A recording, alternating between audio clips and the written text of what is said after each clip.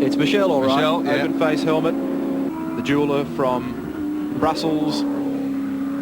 He's been to the mountain before. He came out last year and tried to partner Graham Moore in an ill-fated Mitsubishi Starion run. And he looks pretty comfortable in the car at the moment. This race is like the Irishman that won the Tour de France. I tell you, he had to go on a lap of honour. Now, what's the shape of the car like after you've got back in? Has Greg look after it for you? Oh, you better believe it, mate. She's brand new. He's a good operator. Yeah, he's a good operator. The water temperature's no different. The oil temperature's still the same. We didn't get a chance to do any split times on him, but how competitive was he with your times? Yeah, he was doing 23s and 24s. And boy, is there some oil here. Huh. Yeah, what's the state of the circuit like? Well, it was all right. Well, one of your mates in a Ford Mustang, the Anderson brothers, have just spun off into the entrance to the pits. Well, and you'll be pleased to know that the Wilmington Janssen Jaguar XJS was also in a bit of strife down there. No, Bailey's off in car number 2. Unbelievable bad luck for Graham Bailey. Now, what exactly does that do to the race order? They had a fair buffer up their sleeve. Alan Grice, meanwhile, has pulled his helmet on and he's standing by to get in the car. Okay, we'll set the stopwatches here and see what sort of a stop Les Small's Roadways team can do. Alan Grice standing by. This stop is certainly going to cost them dearly, and it's going to open the race wide open again. It would seem likely to me that what was happening was that the oil is coming out and got on the tyres, which is why he spun. What is going to be interesting, Harvey is now at the top of Conrod Straight. Yep. That big gap, that big buffer of the lap, and then a bit. Been in the pits now for exactly 1 minute and 50 seconds. They've fired the engine. Out with all of the standby tripods. The jacks are up. Here comes Harvey along pit straight. Mobile dealer team flags up in the air. Grice heads out the pit lane. Oh, well, this will be really interesting. This will put them on the same lap. And remember that Harvey is at race speed. Grice is going to have to reach it. He spent 2 minutes and 6 seconds in There the he pits. goes. That's Grice pulling out in front of Harvey. Harvey has spotted the back of the Chickadee Commodore, and Cross in for the ride too as they head up Mountain Straight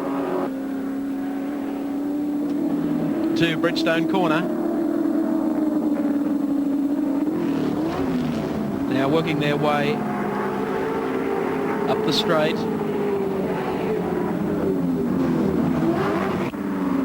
Oh, Harvey goes into the side of Grice. I think maybe Grice was claiming the corner, but... No, Grice has a problem. He had a problem before. He slowed quite... is it possible to slow rapidly? Anyway, he slowed, and that's really what happened. It really caught Harvey out totally. Tell you what. I wonder whether he's caused any damage. There doesn't appear to be any guards rubbing on the tyres anywhere. And what has it done to the Harvey Lowe car?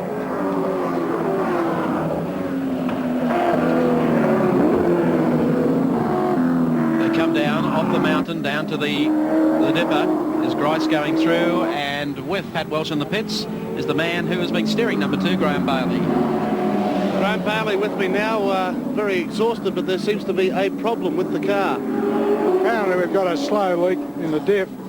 The boys were calling me on the radio, but I couldn't understand what they were saying. And I'm too busy driving past here looking for signals and forgot to look at the brake marker at the end of pit straight. Had a bit of a whoopsie, but I think they've topped the diff up.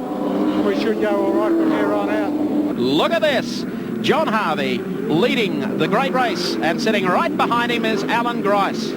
This one looks like going down to the wire. Harvey still with a stop to come. Grice putting the pressure on. He's closed that gap to practically nothing at the moment. Lap 105. The 2 Commodore drivers, Harvey and Grice, up front leading from Gary Scott in the Nissan number 15. Then, of course, Jim Richards in number 1, Dick Johnson in 17, Peter Brock coming back through the field in 5. So how close do you need it? To Bridgestone Corner, the right-hander swinging up to the top of the mountain. And here they come.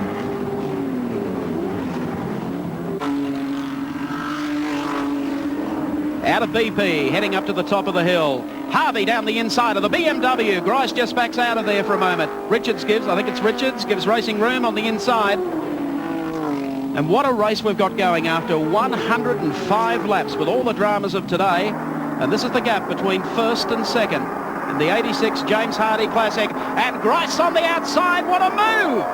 Takes him coming across the top of the mountain. So Alan Grice takes back the lead in the James Hardie 1000. Harvey still in second, and third is Gary Scott in the Nissan.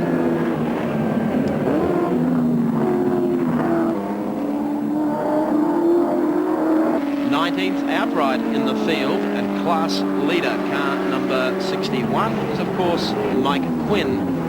And they've had some dramas here over the past few days. Yeah, well, they pretty much destroyed the car on Wednesday in early practice and had to do a complete rebuild on it to get it up and running. They did well to qualify the car, and they're doing remarkably well at the moment to be leading the 2-litre class and to be, as you said, in 19th position outright. Mike Quinn, of course, brother-in-law of Peter Williamson, who crashed out of the race totally in qualifying on Thursday and is currently still in hospital. So Mike will be out there trying to uphold the family tradition and do well in the great race.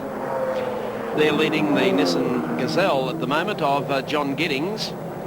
So Mike Quinn and John Faulkner, proving that if you hang in there long enough and spend the hours, you can come up with results. One man definitely leading now, number 2, Alan Grice and the Chickadee Commodore. About 1 hour and 45 minutes remaining. The car still looking strong despite the problem they had with the leak from the differential losing some oil. But the man sitting right in behind him again is, of course, the JPS BMW team driver. That's Jimmy Richards in car number 1.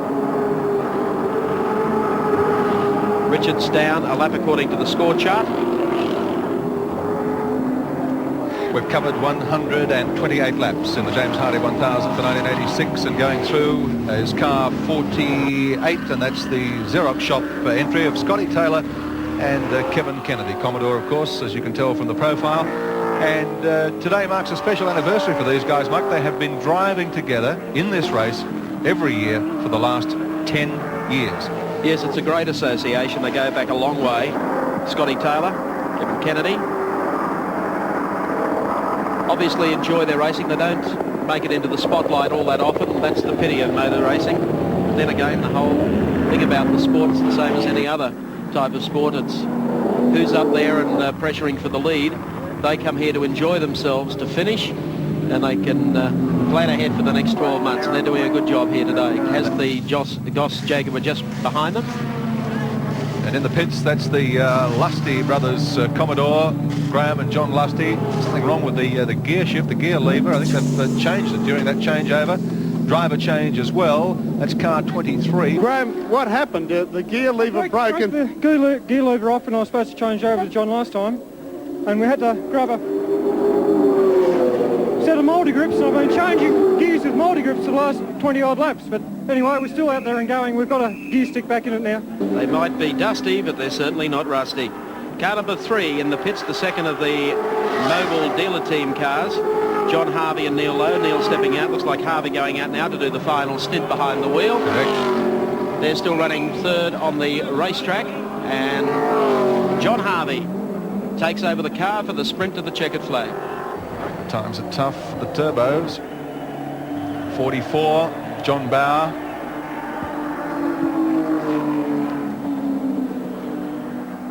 And of course, John Bauer and Alfredo Costanzo sharing this car. Their second car, of course, driven by the New Zealanders, Graham McRae and Neville Crichton.